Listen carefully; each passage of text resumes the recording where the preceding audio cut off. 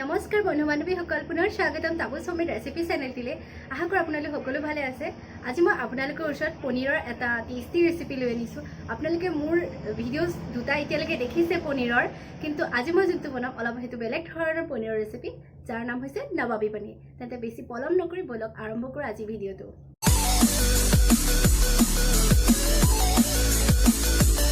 আমাক এইখিনি উপকৰণ লাগিব। মই ইয়াতে মগজ লৈছোঁ, মানে মেলন চিড আৰু কাজু লৈ লৈছোঁ 10-15টামান, পিঁয়াজ দুখৰকৈ কাটিছোঁ, জলকীয়া, আদা, নহৰু লৈছোঁ আৰু পনীৰৰ পেকেট আৰু অলপমান বিলাহীৰ পিউৰি লৈছোঁ। আজি আমি বিলাহীৰ ব্যৱহাৰ নকৰোঁ, যিহেতু নবাবী পনীৰ বনাইছোঁ। ইয়াতে মই ৰিফাইন তেল অলপ দি এইখিনি গোটেইখিনি অকণমান ভাজি ল'ম, পিঁয়াজী বৰণৰ কৰি ল'ম। জলকীয়া দিছোঁ, পিঁয়াজ দিছোঁ, গোটেইখিনি দি ভালদৰে এইখিনি ভাজি ল'ব। গেছৰ ফ্লেম একেবাৰে ল'ত ৰাখিব।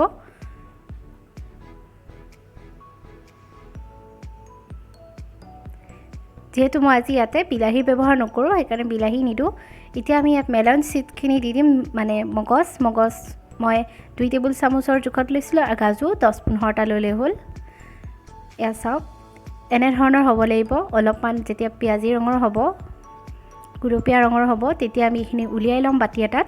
এতিয়া এইখিনি ঠাণ্ডা হোৱাৰ পাছত মই মিক্সিত মাৰি ল'ম। বিলাহীৰ পিউৰিখিনি দিছোঁ, যিহেতু বিলাহী দিয়া নাই, আৰু আমাৰ এইখিনি মিক্সিত মাৰি হৈ গৈছে। এতিয়া চাওক, এনেকুৱা হ'ব লাগিব আমাৰ টেক্সচাৰটো। এতিয়া কেৰাহীত মই 1 চামুচ, সৰু চামুচৰ 1 চামুচ বাটাৰ দিছোঁ। আপোনালোকে ঘিউ দিব পাৰে আৰু লগতে অলপমান ৰিফাইন তেল দিছোঁ, যিহেতু অকলে বাটাৰ দিলে গোটেইখিনি পুৰি যাব। এতিয়া আমি মিক্সিত মাৰি লোৱাখিনি দি দিছোঁ। নবাবী পনীৰত দৈ দিয়া হয় আৰু ক্ৰীম দিয়া হয়, কিন্তু আজি মই দৈ ক্ৰীম নোহোৱাকৈ নবাবী পনীৰ বনাইছোঁ। অলপ বেলেগ ধৰণে বনাম। আপোনালোকে দৈ আৰু ক্ৰীমো দিব পাৰে নবাবী পনীৰত। এতিয়া মই ইয়াতে সৰু বাতিৰে আধা কাপ গাখীৰ দিছোঁ। আপোনালোকে যিকোনো গাখীৰ ল'ব পাৰে, ঘৰৰ গৰুৰ গাখীৰো ল'ব পাৰে, বা আমি ডায়েৰীৰ পৰা কিনি অনা গৰুৰ গাখীৰো ল'ব পাৰে, বা পাউডাৰ গাখীৰো আপোনালোকে ব্যৱহাৰ কৰিব পাৰে। এয়া দেখিছে কি ধুনীয়াকৈ গ্ৰেভিটো আমাৰ বনিছে। এতিয়া আমি এইখিনি পানী যি ৰৈ গৈছিলে মিক্সিত মাৰোঁতে, সেইখিনি দি দিছোঁ, যিহেতু সেইটো দিলে বেছি সোৱাদ আনে পনীৰত। এইখিনি ষ্টেজতে আপোনালোকে ক্ৰীম বা দৈ দিব পাৰে, কিন্তু আজি আমি ক্ৰীম দৈ ব্যৱহাৰ কৰা নাই যিহেতু। দেখিছে, এতিয়া আমি ইয়াতে নিমখ সোৱাদ অনুযায়ী দি দিছোঁ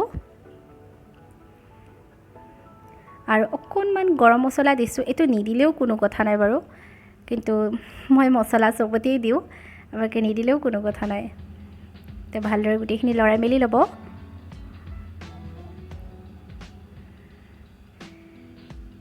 এতিয়া আমি পনীৰৰ কিউবছকেইটা দি দিম। আপোনালোকে পনীৰকেইটা অলপমান ভাজি দিলেও হয়, মই নাভাজাকৈ দিছোঁ। এতিয়া বেছি লৰাই মেলি দি দিব, অলপমান ওপৰৰ পৰাহে দিব পানীখিনি, গ্ৰেভিখিনি। এতিয়া মই 5 মিনিট 10 মিনিটৰ কাৰণে এইখিনি সিজিব দিম। 10 মিনিট হৈ গৈছে। এয়া চাওক, আমাৰ পনীৰ একেবাৰে ৰেডি হৈ গৈছে খাবলৈ। আৰু গ্ৰেভি চাওক, ক্ৰীম দৈ নিদিয়াকৈ আমাৰ কি ধুনীয়া সুন্দৰ নবাবী পনীৰ ৰেডি হৈ গৈছে। আপোনালোকে ক্ৰীম দিলেও ওপৰত দিব পাৰে। আৰু মই ওপৰত কাজু অলপ দি আৰু মাখন অকণমান দি পৰিৱেশন কৰিছোঁ। আপোনালোকে পোলাও, ভাত, ৰুটি চবৰে লগতে খাব পাৰে। তেন্তে বন্ধু বান্ধৱীসকল, আজি মই বনোৱা নবাবী পনীৰ ৰেচিপিটো আপোনালোকে কেনেকুৱা পালে কমেণ্টত জনাব নাপাহৰিব। ভাল লাগিলে লাইক, শ্বেয়াৰ এণ্ড ছাবস্ক্ৰাইব কৰি দিব। যদি মোৰ চেনেলটো নতুনকৈ আহিছে, তে বেল আইকনটো হিট কৰি দিব অল নটিফিকেশ্যনত, তেতিয়া আপোনালোকে মোৰ সকলোবোৰ ভিডিঅ' আগে ভাগে পাব। আজিলৈ ইমানতে সামৰিছোঁ। আকৌ লগ পাম এটা নতুন ৰেচিপিৰ সৈতে। Bye bye.